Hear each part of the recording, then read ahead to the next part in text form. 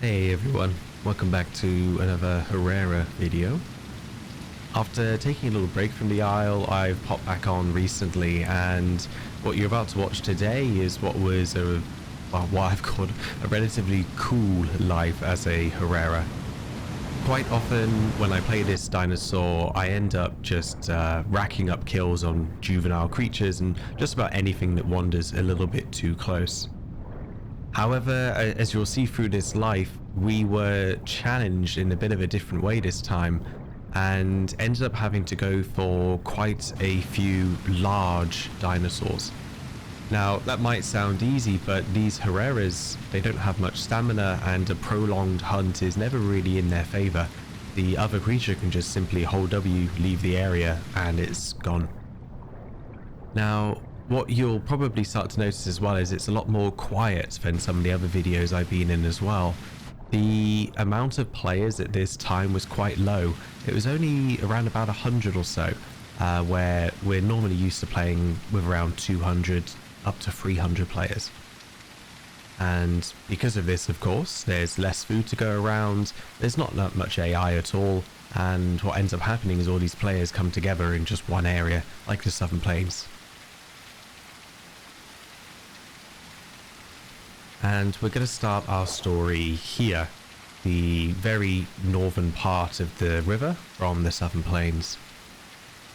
It has already taken us about 13 to 14 minutes or so to get here from where we spawned. Herrera has an incredibly small stomach when it spawns in, and will begin starving to death just 12 to 13 minutes after it appears. Most other dinosaurs, when they start out, have a lot longer, like Omniraptor can go more than 30 minutes. And with Herrera being much slower and not having much stamina, it makes for a very difficult start if you don't know where you're going. In this case, we haven't spawned on the west side, so we don't have access to those turtle beaches immediately in our vicinity. But what we do have is a direct line to the Southern Plains or the Highlands. In this case, I've decided we're going to the Southern Plains. By some sort of miracle, I spot a pteranodon flying towards us and make myself scarce. From experience, I know this part of the river is where people come to drink pretty often on omniraptors and pteranodons and the like. And here you see it firsthand, an absolute miracle at this point. Oh, the gods answered our prayers. Exactly what I was talking about 5 minutes ago, is there might be a pteranodon that comes down here. Thank you, Jesus. At this point here, had that pteranodon not have flown by and landed right next to me, we'd be dead already. We are now officially at the outskirts of the Southern Plains, and as you can see right here, we spot a little baby stego, which is a perfect meal if we can get it. I could maybe get some early bleed on it, I don't know. Again, from experience, like with the pteranodon, I know the stego is likely going to try and get to the sanctuary, which is past me in this case. All we have to do at this point is sit in the tree and wait.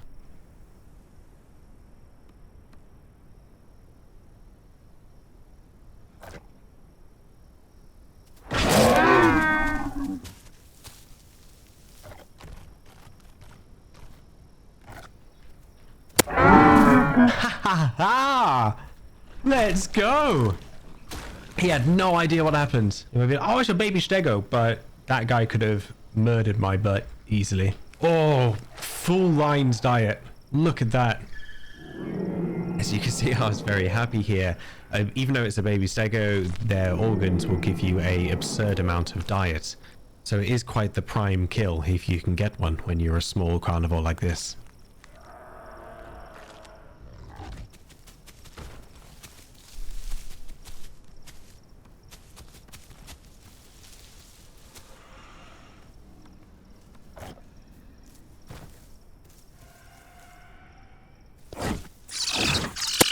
After killing the sneaky Hipsy, night fell, and I was able to watch a Carno kill a galley. However, right after he took it down, some raptors started to attack him and challenge him for that body. Of course, seeing the opportunity here, I ran in and stole some organs as well.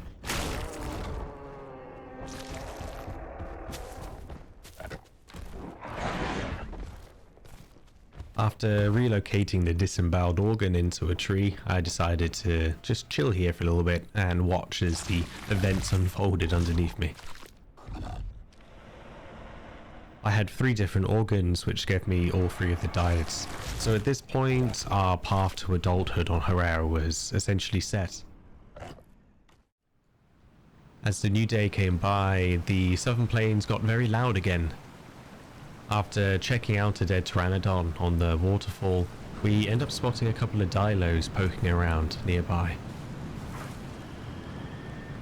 The dilo I had focused on the most was moving incredibly unpredictably, and I didn't want to risk a jump. They're so unpredictable and snaky-like. Up until the point he went for a body.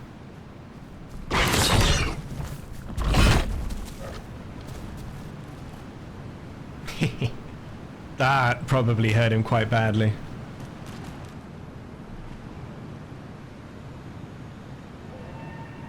If I had the stamina, Pteranodon's fucking with him.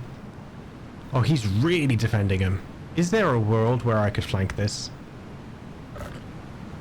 There was. After noticing my stamina had recovered enough, I decided to go for the cheeky flank down behind a defilade that they might not have been able to see, nor were they probably ever going to expect from a Herrera. What a Herrera lacks in its stamina and speed, it can make up for with persistence and persuading yourself that it really can do these things that people won't expect you to do.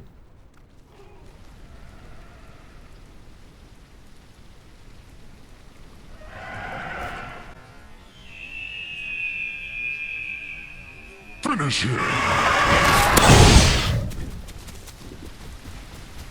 Got him.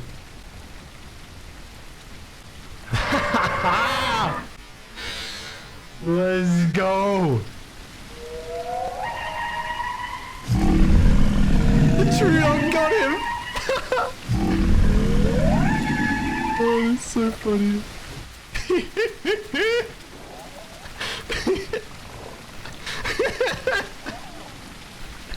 Oh shit, that's funny.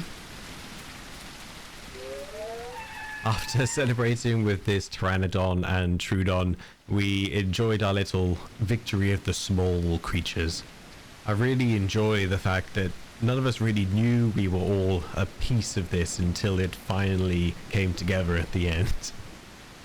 Both Dilos were dead, and we went back to our business of jumping back into the tree and waiting for more victims to come by. Quite interestingly though, those victims would only be a minute or two after the Dilos we just took down. Oh my goodness.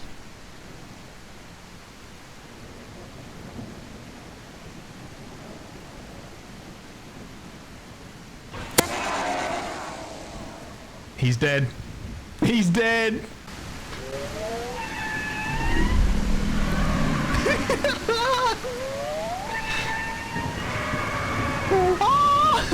I love Trudon so much. Having way more fun than I should be having, courtesy of that Trudon. I end up staying in that tree until the Gallimimus was all eaten as well, and eventually we moved back towards the waterfall area. We had seen quite a few Omniraptors running around as well, and whilst checking out a new jump spot that someone had just shared me in my chat, we spot this Omniraptor pouncing on a Cerato, I think.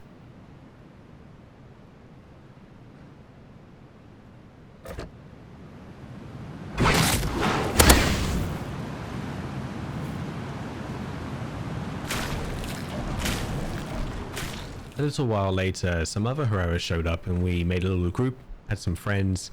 Then I witnessed one of the 200 IQ moments that you sometimes see in this game. I had just warned my teammates of a crocodile in the river, but I don't think they were expecting this. No! It was something I'd never seen before. The crocodile was not in the river, but it was on the waterfall, and it was small enough that it could hide just underneath rushing water, so it couldn't be seen at all. And poor Pretzel found this out the hard way.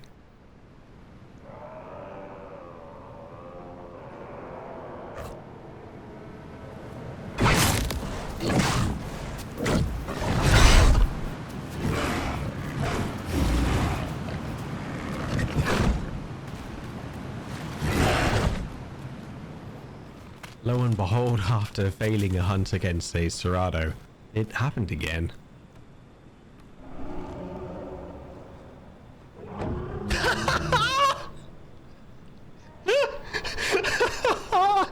After witnessing some of the funniest things I've seen, I decided to go back to the tree. I knew the Gallimimus body was still likely there, even though I'd stripped it of all the organs, and it ended up baiting over quite a few carnivores.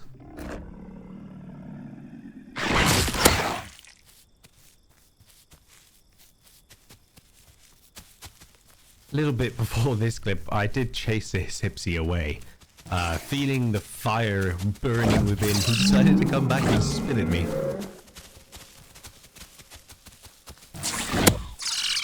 Good fight, little Hipsy warrior. I was growing very, very fond of this tree. Because of all of the herbivore diet food underneath, it was attracting a lot of different bits of attention, even though it wasn't a meta location for Herreras to be in. What's more is, due to the cliff sides around it, it becomes a natural pathway for carnivores and herbivores to try and move through towards the river.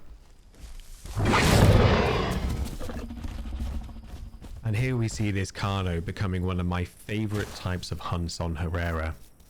Being much too large to take down in a single blow, we get more into this hunt and track type of behaviour instead.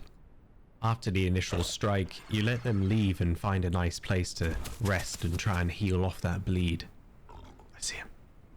If you're lucky, there's a height advantage nearby that you can then jump them from as well. The second hit is always the scariest for them.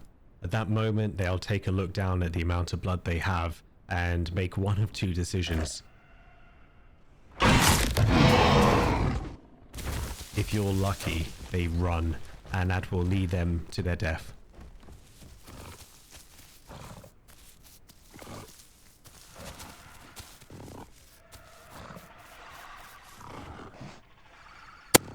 He's dead!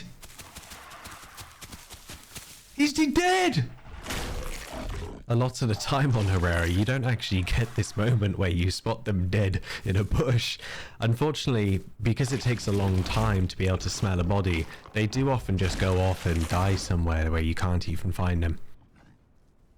Now we have another location we can set up shop and just wait and see if anything else comes around.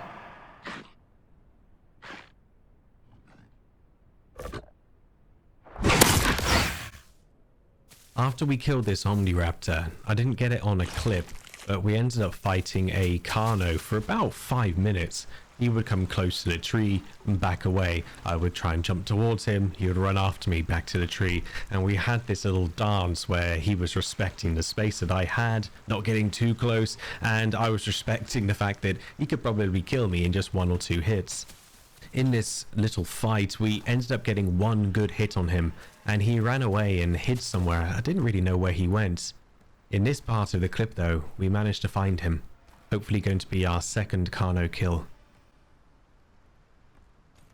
Literally right there in that bush.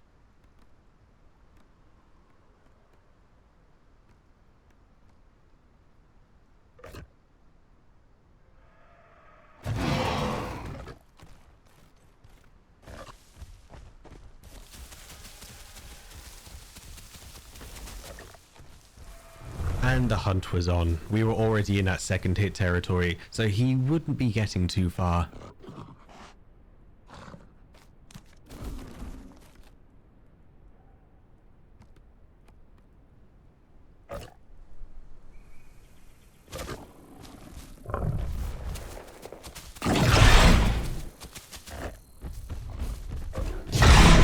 Yikes. After failing a bunny hop attack, I almost bit the dust here.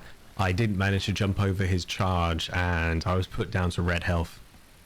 And at this part here, you're about to see yet another failure.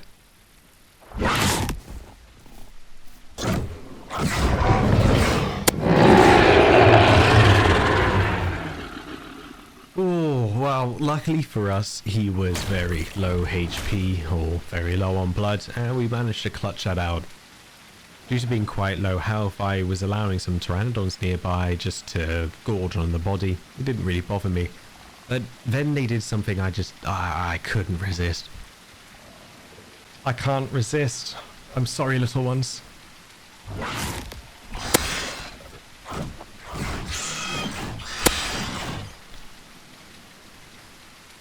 One of them got away. Later on, back down the river, there was a outcast stego, which was trying to be killed by everybody to claim its bounty points. As I was watching, this beautiful albino pteranodon landed in the tree next to me.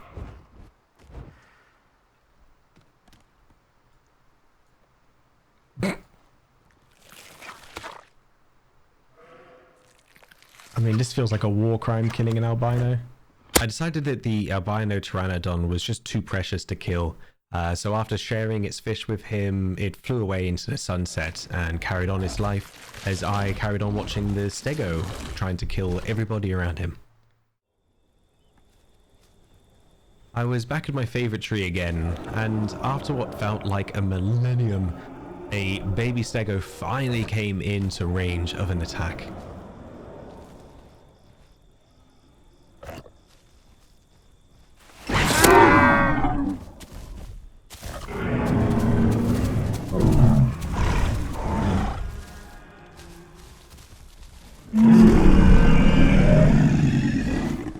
Again, narrowly avoiding death, I then watch as the stego parents start to mourn the death of their new little friend.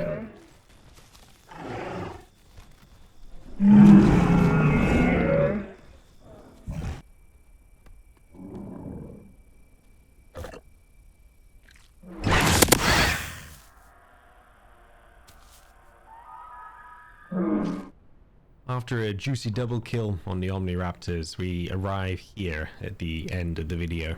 I spot a pteranodon coming to land in the tree, and after I go for it, you'll see I make one very fatal mistake.